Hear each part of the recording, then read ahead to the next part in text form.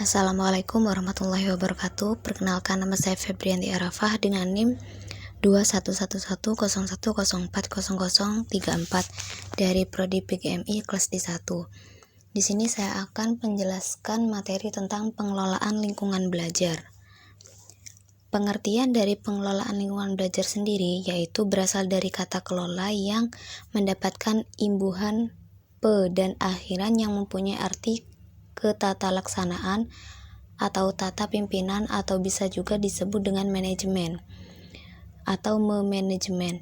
Lingkungan yang merupakan sumber belajar memiliki pengaruh dalam proses pembelajaran.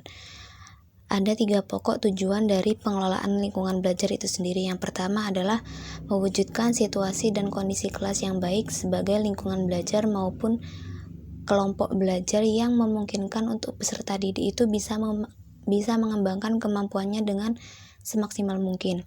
Yang kedua adalah menghilangkan berbagai hambatan yang berada di lingkungan belajar yang bisa menghalangi proses interaksi belajar mengajar.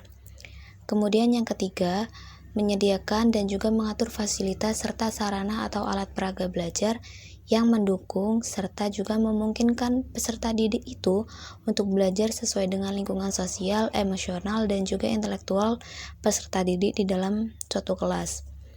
Oleh karena itu, bisa disimpulkan bahwa tujuan pengelolaan kelas adalah untuk menyediakan, menciptakan, dan memelihara kondisi yang optimal di dalam kelas sehingga peserta didik itu sendiri bisa belajar dan bekerja dengan baik.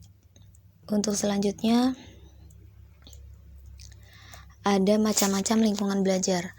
Lingkungan belajar yaitu sarana atau prasarana yang bisa menunjang materi yang didapat dari gurunya. Yang pertama ada lingkungan belajar di dalam ruangan atau disebut dengan indoor. Lingkungan belajar ini lingkungan yang sudah disediakan oleh manajemen sekolahan agar digunakan untuk para siswanya atau peserta didik sebagai sumber belajar atau lingkungan belajar yang ada di dalam sekolahan tersebut. Contohnya seperti kelas, perpustakaan, dan lain-lain. Kemudian yang kedua ada lingkungan belajar di luar atau disebut juga dengan outdoor. Lingkungan belajar outdoor ini yaitu kebalikan dari lingkungan belajar indoor, yaitu lingkungan atau sarana belajar yang berada di luar lingkungan sekolahan. Dalam artian, lingkungan belajar ini diciptakan tidak untuk proses belajar mengajar, tapi bisa digunakan untuk proses belajar mengajar juga. Kemudian selanjutnya adalah hal-hal yang perlu diperhatikan dalam pengelolaan kelas. Yang pertama adalah keterampilan dan dalam penciptaan dan pemeliharaan belajar yang optimal. Kemudian yang kedua adalah keterampilan guru yang berhubungan dengan pengembangan belajar yang optimal. Yang ketiga adalah memodifikasi tingkah laku. Keempat, pendekatan pemecahan masalah kelompok. Yang kelima, menemukan dan memecahkan tingkah laku yang menimbulkan masalah. Kemudian yang terakhir adalah pendekatan dan juga teknik-teknik pengelolaan kelas.